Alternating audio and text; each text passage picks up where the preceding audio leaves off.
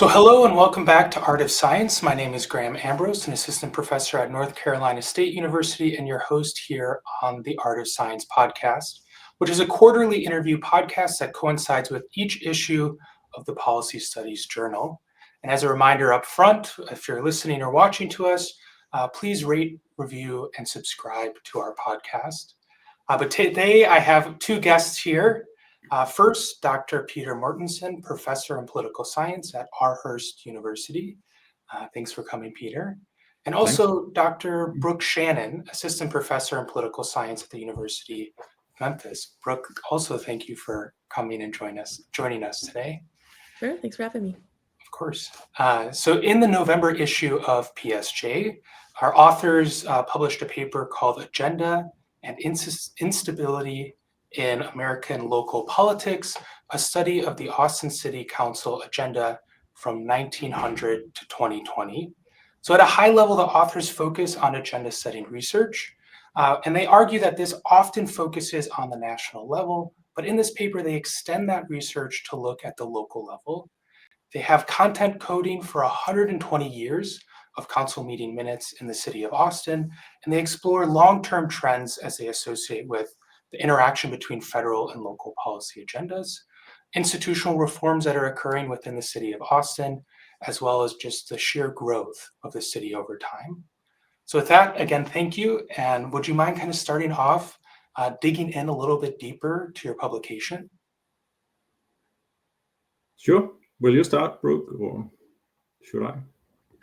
Sure, I can start. I can start by sort of explaining where the ideas came from and where the data project came from, which is a large contribution, I think, of the paper itself, just finding and collecting and coding these data. So in the fall of 2016 at the University of Texas in Austin, Peter was there on sabbatical and I was in my first year of a PhD program. And Peter found that Austin, famously like a pretty online city, right, had its agendas and meeting minutes online. So back to like the 1800s. So it's a fabulous data source. And we began collecting those data and coding them to a code book that was both from the Policy Agendas Project, which is the US, the original project, and the Danish local government project that Peter has done in Denmark by doing a very similar process of local policy agendas in Denmark. And so we essentially created a code book like between the two of these and just saw whether or not we could code them to the code book for local city council agendas. And since then, we've collected and coded just about 250,000 items. So we have a really cool spread back to the first meeting of the 20th century in 1900.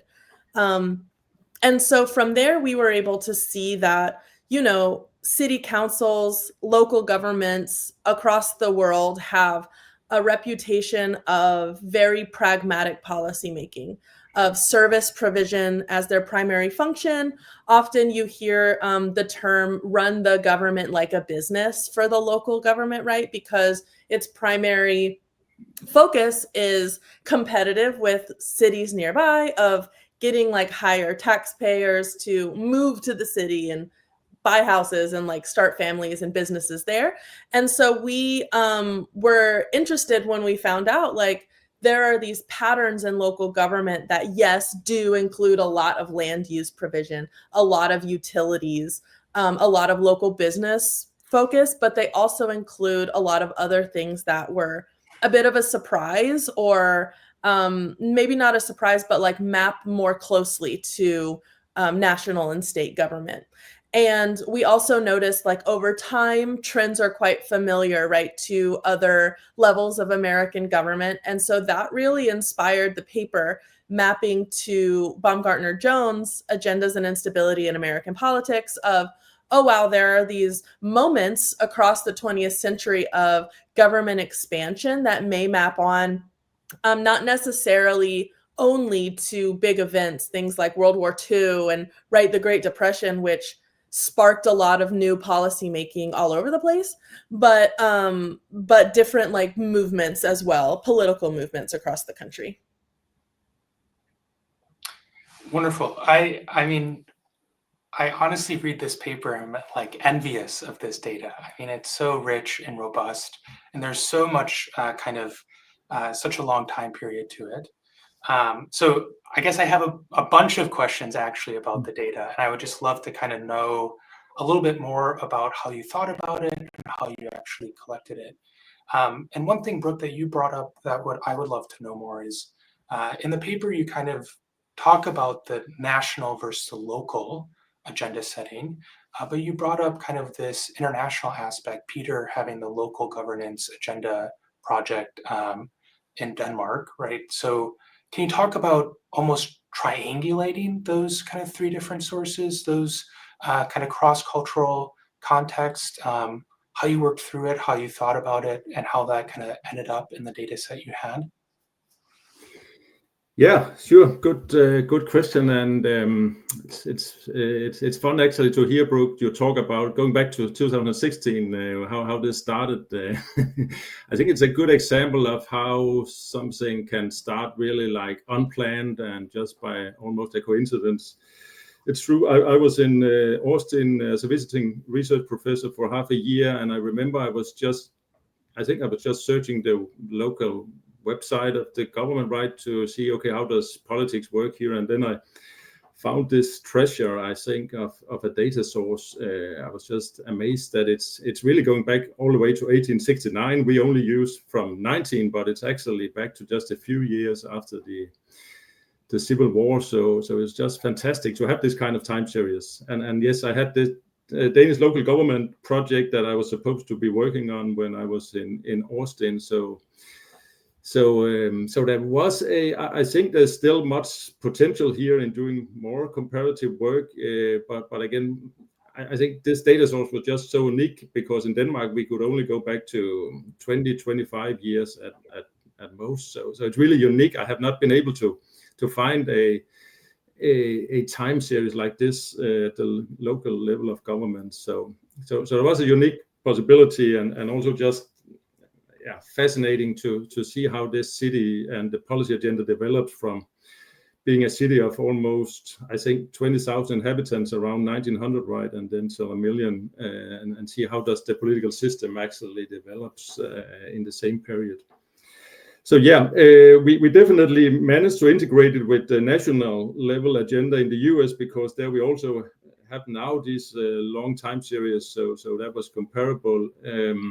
We don't have a full integration with the Danish local agendas data because it's shorter time series, but we have some of the same approach, also as Brooke said, the same coding scheme, so we can actually do more, I think, than we already have done. But yeah, it was really just fascinating, and then luckily I managed to talk to Brooke about this and convince her because you did all the work about just imagine coding 250,000 agenda items. It's such a huge huge task you have done there.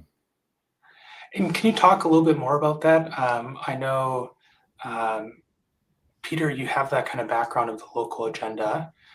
You kind of found this data maybe serendipitously, but how did that project kind of come together? How did Brooke, you and Peter start working together, and how did that kind of idea of what could be potential turn into a kind of long process of actually getting the data and then having this paper moving forward?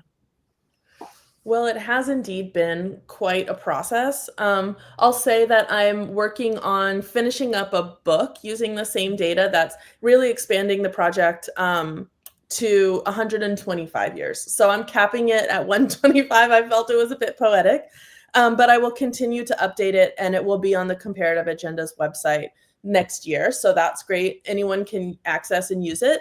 The process of collecting and coding was really incremental. One of the first things that we did, Peter and I worked with another scholar familiar with the Pennsylvania Agendas Project, one of the first state levels project, who was also at the University of Texas at the time. And one of the first things that we did was choose at random a meeting from, I believe it was once a decade in the sample. and just to see whether or not this was possible. And many of the agendas prior to 2000, right, are like scanned in copies. So they are PDFs, but they're not readable. And so they're not super compatible with like OCR software that can convert a PDF to a document like an Excel file, which is typically how we code in the Policy Agendas project. So as time went back, right, we discovered that, okay, the file's not great. It's like thick typewriter ink that has smudged together. We even have agendas from before the city had a typewriter. So it's this script that's like, you know, very 19th century, very like curly cues. And I always say that a weird skill that I have now is that I can read all that really easily after like training my eyes on it for so long. I ended up transcribing a lot of those by hand. And towards the earliest items, I just really like paraphrased a lot of it. So a lot of it in, you know, the turn of the century does not map on to a modern city government, of course. It's very small. The entirety of the city fits in like half of what is today's downtown.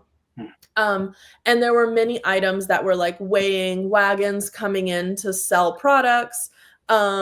There were, you know, so-and-so farmer whose cow was loose in the city. And so we had to fine him $1. Like a lot of these items are just, they're really antiquated at this point. And of course, the agendas back then are also quite ad hoc because the city council at the turn of the century was made up of aldermen representing wards. So there were, the city council was like the whole government, and they were kind of meeting on like a needs basis. And then of course, like as the city grew, professionalization and capacity building took place, and they're able to just expand on their agenda. So over time, collecting and coding these data has really pushed it back. We began formally collecting it, looking at the institutional reform that took place in Austin with districts, because after wards, there was almost 100 years of a fully at-large council.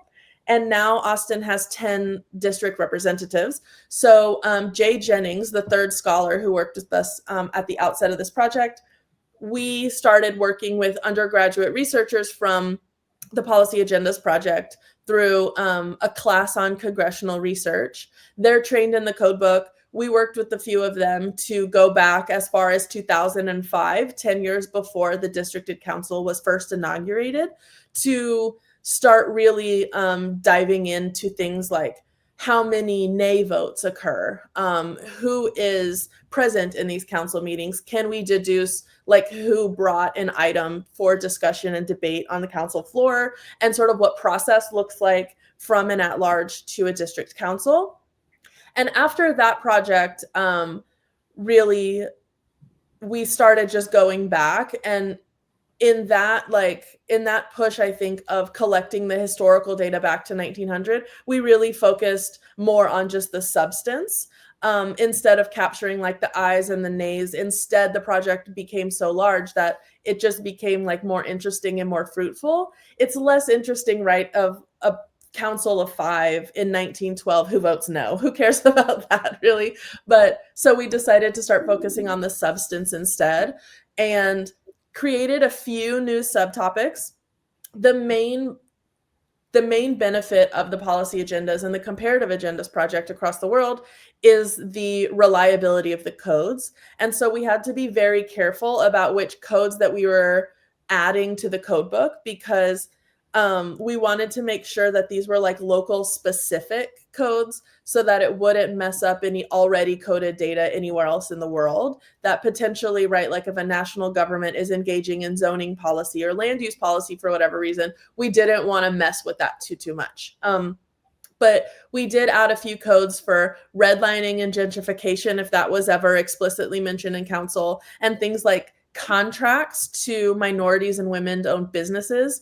That's a big push of the last 20 years in city councils all across the country. So we wanted to kind of capture that shift of contracts and things like that. So it's been quite a journey of one, going back into history and discovering sort of how council discusses things, the different vocabulary of like mundane policy items like road paving, right? There's been a lot of technological advance over time, so that's been interesting, as well as those like local specific codes that we wanted to introduce to really make this code book more relevant to local government, and still be comparative to a state project, a national level project, things like that, and of course systems around the world. But yeah, so at this point we have just under 250,000 substantive codes. That's after dumping like items that do not have policy content, and items that are like approving the minutes from last week's meeting, right? These like process items that aren't policy necessarily, we're able to delete those from the code book. And what we find is over time, local government really focuses on two major topics of the code book.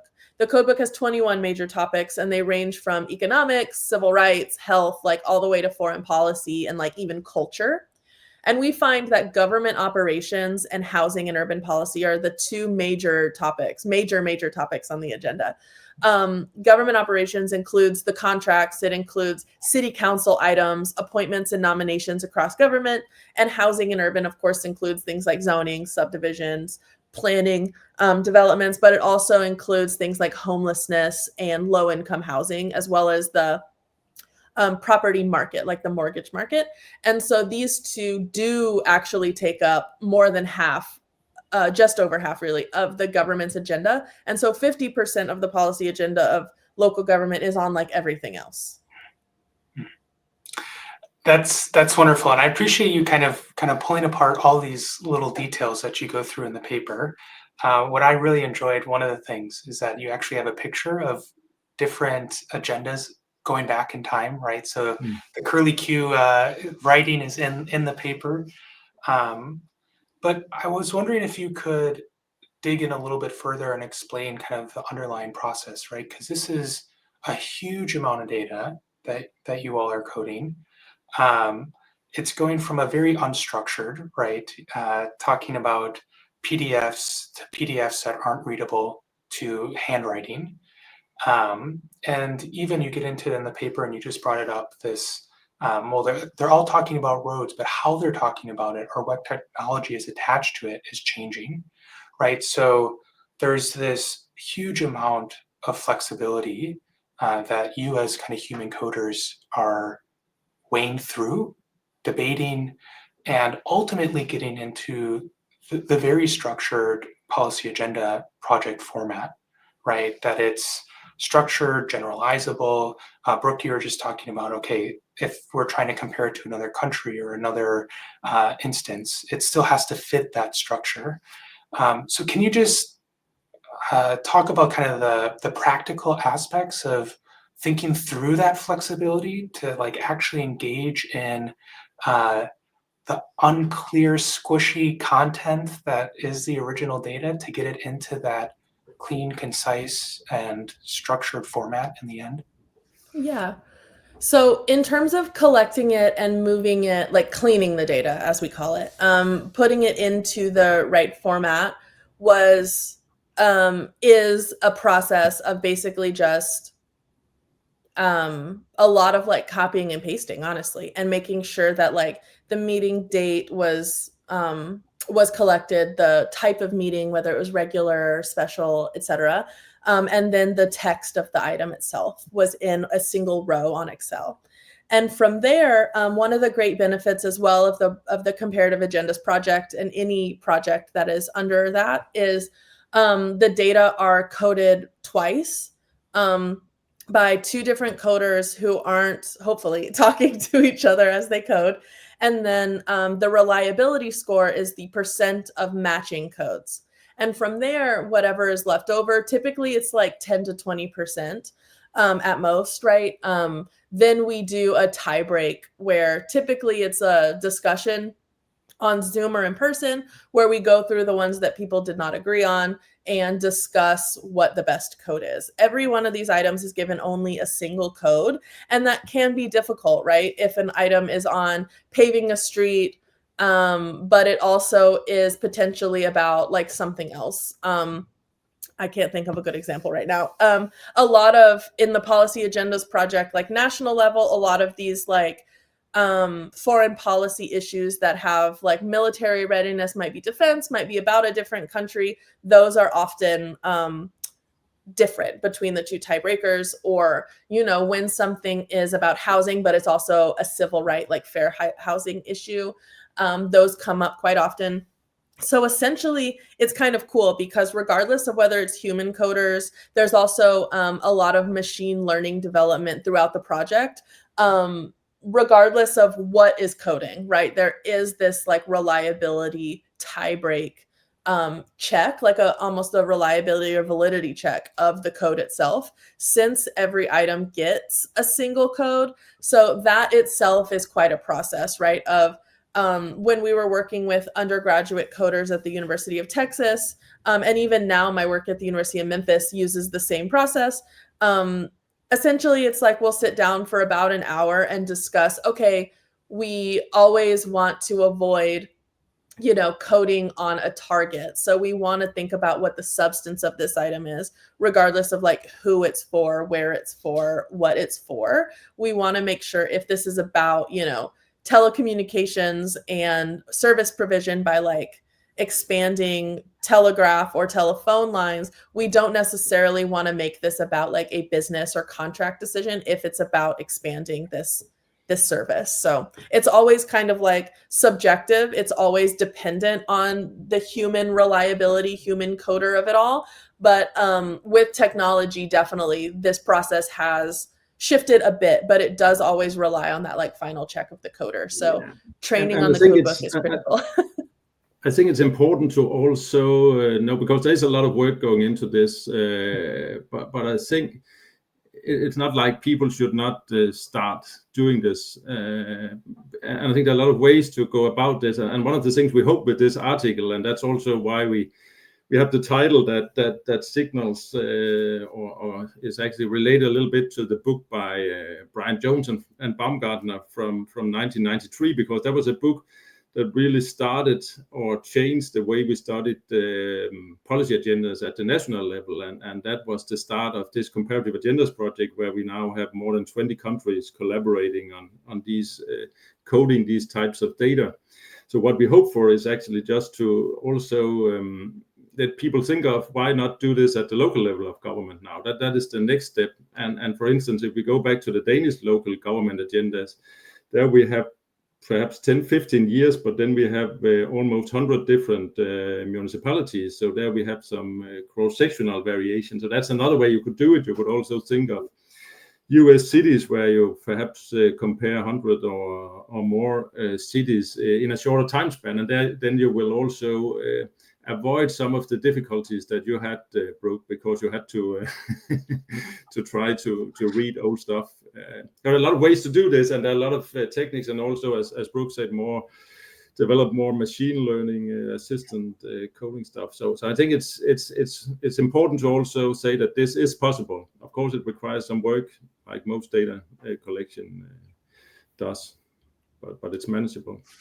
Yeah, that's for sure. I think most of the projects in the comparative agendas project sphere, a lot of them have at most back to like the PAP original set starts at 1947, because that's sort of like, of course, the post-war, like this is the modern American government. And so that was sort of the gold standard in terms of the time series. But I agree with Peter, cross-sectional data is also super useful, and a good time series does not require 100 years of data, right? To look at like how local governments in a country or in a region do work. I feel like a time series of 10 years is very, very valuable. In fact, I almost would urge caution to go back 100 years, because it did feel at times like, what are we doing coding these items of weighing wagons and fining farmers, right?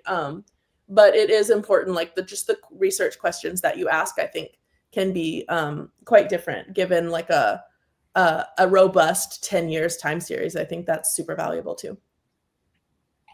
I think you guys kind of bring up a really interesting point, right? So Peter thinking about cross section, so maybe it doesn't go back as much, but you said you're talking about 100 municipalities or so.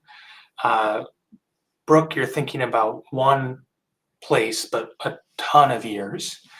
And my question, I guess, leading off of that is that in both cases, we're talking about a ton of data, right? And a ton of effort to code unstructured data into something that's structured, resulting in a paper like yours where there's some really nice figures that kind of clearly show some trends. As you give advice to somebody that is thinking about doing something similar, right? That they're thinking about kind of this huge amount of data that they would need to ultimately get to the goal. Do you have advice for that? How to think through it, how to set yourself up, and how to like make a decision if these hours and weeks and months, maybe years of coding is going to pan out into something that ultimately will be beneficial to society, but also the field?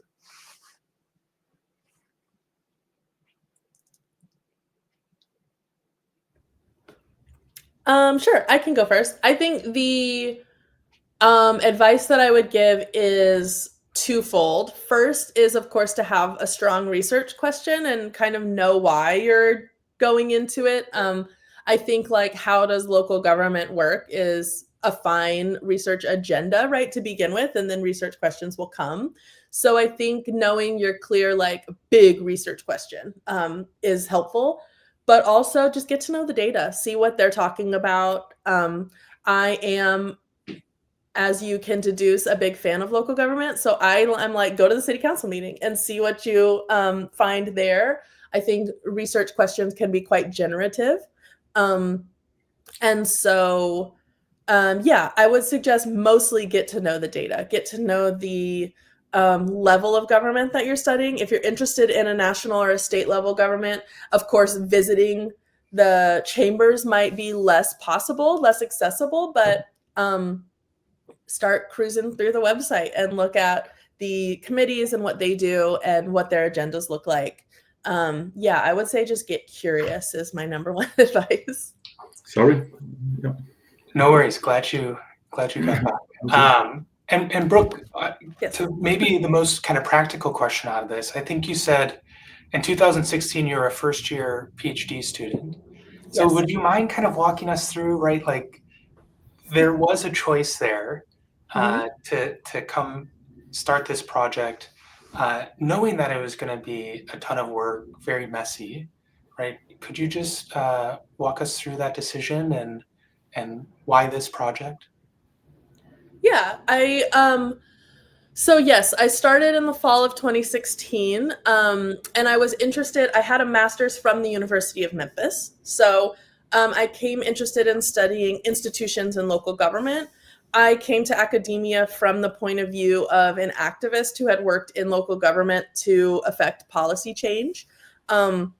And so that's where I became really interested in how city councils work and like what they do and how policymaking is done there after a long time of trying to get policy made at city councils. So as soon as I joined or started at the University of Texas, I was taking classes on things like voter behavior and political institutions and had read from Agendas and Instability in my master's program and was really taken by the idea and met with Brian Jones to ask about any type of data collection at the sub-national level. And as luck would have it, he said, hey, there's this Danish professor named Peter who's here he just found all these data. Maybe you should talk to him.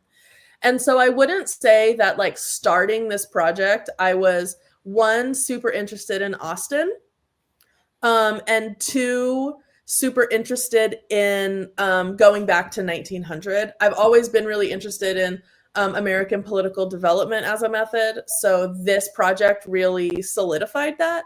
But I think that it was a combination of being at the right place at the right time in a lot of ways, and then just deciding to continue to go back and thinking, this is cool. I wonder how this project like developed at the city level.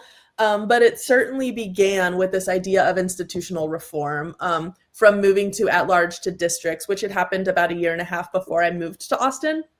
And then just like doing more research, right, and learning that this at-large system had a really enduring hold on the city, but it is not where it began. Then I said, okay, well, maybe this institutional reform thing could be interesting to look at how the policy agenda changes with these like big movements in city council structure, in urban politics and urban political development. And so the initial idea for me certainly was never to go back to 1900. It was just like, I feel like it was in a way a little Forrest Gump style of like, well, I just kept running. But then again, it was also like these interesting research questions kept coming up, and I decided, we should just keep exploring this. And there had to be a cutoff point, and 1900 felt like a reasonable one, and an exceptional one, since, the city was chosen to be a capital of the Texan Republic. And then in 1869, they were really working a lot with the state to do reconstruction and to like rebuild after losing the Civil War. So I didn't think that the project needed to be about reconstruction and the like post-Civil War South. I didn't really want to think about really focus the project on that. I wanted it to be about like urban development agendas in an American city. And so that's why 120, 125 years is plenty to do. I believe the different historical comparison that we're able to capture in the project. Yeah. That's awesome and wonderful to kind of see that thought process and emergence of ideas over time, right?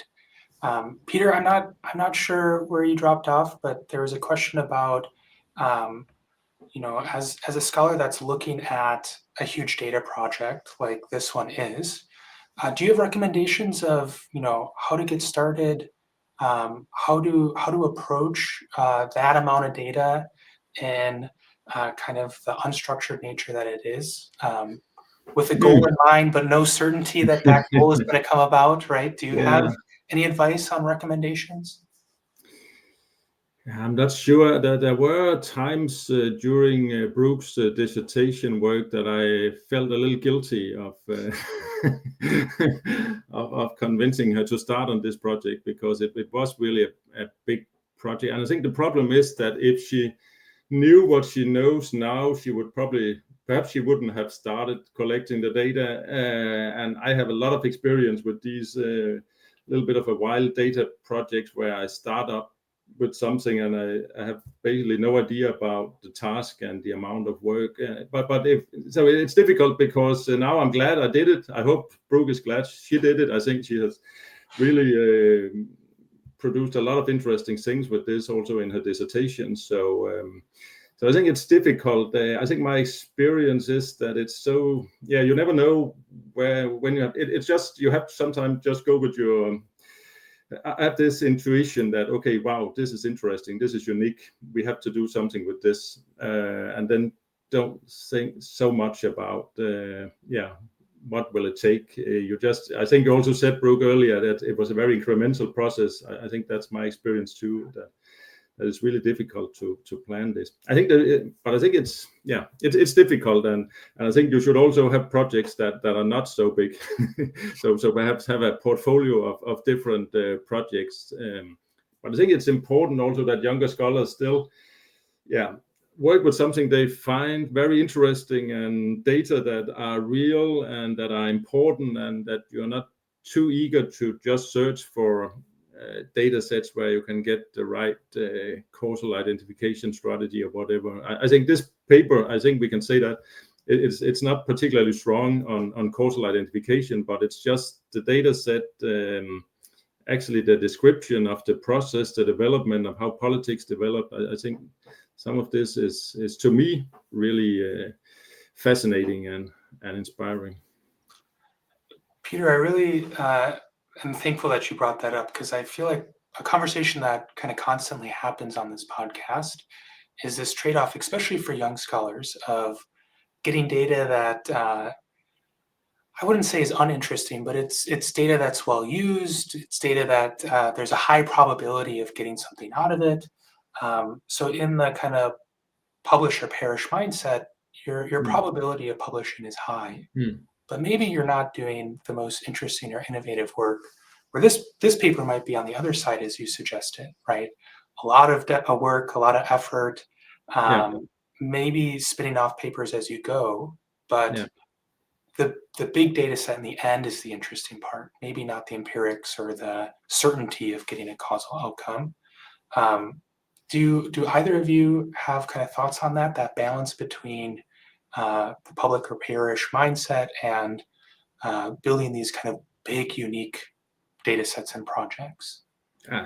Well, if I should start, I think there is a real, it is a balance, and I think we should also not be too naive. And I think as a younger scholar, at least, you have to also look at the incentives in our field, and if all your projects is like this, then you then you might have be challenged there.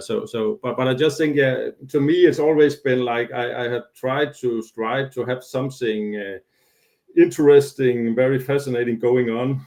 Sometimes on the side, sometimes as a main project, but kept trying to have space for projects that perhaps will not turn out to be very well published or will be very difficult, and then also have other stuff where there's probably a higher probability that it will turn into something publishable also in a decent time. But it is difficult, and I think everyone should also decide a bit for themselves. I just think it's important as a field that we still also encourage people to work with data that are interesting. I think that's some of the legacy we have also from Brian Jones and Frank Baumgartner and what they started, that they insist that it's really important that we have good data. I completely agree. So it is really beneficial to have some additional projects. I do have a few that are slightly ridiculous in terms of the data collection, but none as gargantuan as this one. And then a few others that rely on like local budgets, which are very easy to access. You have at least like 3 years in a single document. So they're easier to do this cross-sectional work without having to really collect and code lines and lines of like dialogue, essentially, or items on the agenda. So last week, or a week and a half ago or so, I was at Brian Jones's retirement party in Austin. And one of the ways that they convinced him to do a retirement party was to make it into an academic conference. And so this question of the data and descriptive analysis and like, is this worth it? Can it be causal? Does that matter? Like those questions were really through every like presentation, every panel throughout the day of scholars who said, who took the policy agendas and brought it international versus people who decided to use it to study things like the media in the United States and just a lot of different projects, right? Like interest groups and things like that. And the lessons, Brian has quite a few like axioms, I think, that he uses regularly. And one of them is like, show me in a line graph. And if you can see that there's something happening in this like simple figure, then you're onto something and it's worth digging into most of the time. And so I think that, yeah, this thing that Frank and Brian started through Agenda and Instability and the Policy Agendas Project, it kind of embraces the not purely inductive reasoning by any means, but this idea of like, if there's something there, you know, investigate it. And I think it has been fruitful in all different institutions at many different levels. And so I do think it's worthwhile to keep a sort of causal inference mindset in some ways as you go through, thinking like, you know, what are the roots of this? How can I investigate, you know, and like solve this puzzle? But at times I do think it's worthwhile to step back and say like, what's going on here? And can I describe these like interesting patterns and trends? And I think that through Agendas and Instability, right, it's been shown that that can be quite beneficial. And of course, also in the Great Broadening, which I think our paper is it started out as like local agendas and instability. And then as we saw those line graphs in Aarhus in 2019, I remember Peter saying, this is a great broadening. And so I think we should talk about it this way. So maybe in the 30th anniversary of that, we can return to this as well. So to just broaden this, make it more open in the question is, do you have advice for young scholars as they're building their research ideas or their projects?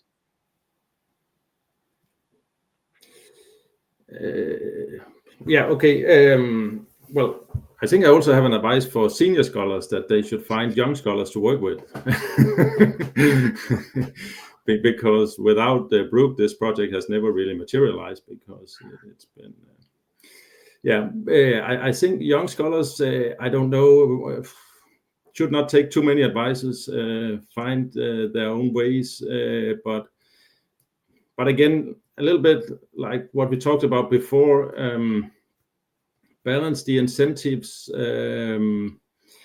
and also try to be patient. I know it can be difficult, but I think good research requires also a bit of stubbornness, that you don't just give up the first time you hit a problem. So perhaps you work with theories that you really believe are true. I think that's also something learned from Brian and other good scholars, that they really believe, they have strong beliefs about the world, and then they try to test it in many different ways, and that's also a way to make an impact. But again, I know it's sometimes difficult to be that patient when you're a young scholar, but I think still it's important, and then of course important to work with things that you just find interesting, people you like to work with. Don't make, perhaps the balance again, that you can make plans, but also realize that there are lots of things you can't plan, and when you're older like me, you look back and say, okay, I shouldn't have worried that much. It went out perhaps not like I planned, but still, yeah.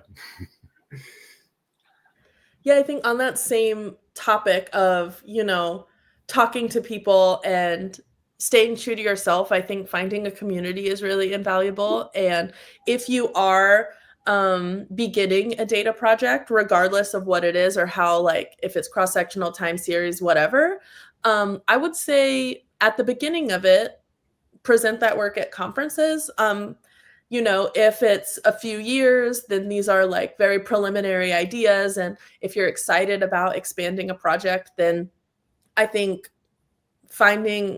if you're onto something and finding these research questions and finding some early results really motivated our project. And it has been very helpful for me over the last 10 years, not only to really stay within like the policy agendas community, right? There's an annual conference every summer, which has been really helpful in terms of feedback, because we're all kind of in the same mindset, but also at larger conferences in the subfield sections, right?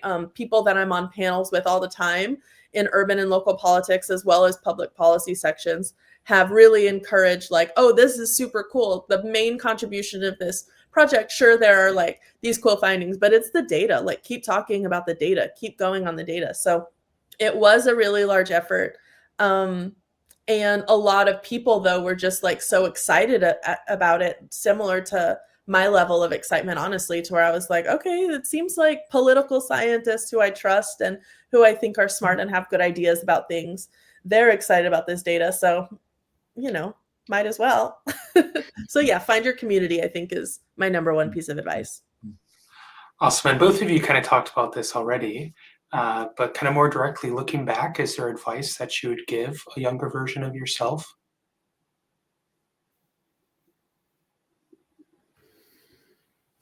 It should probably be me. I can look back.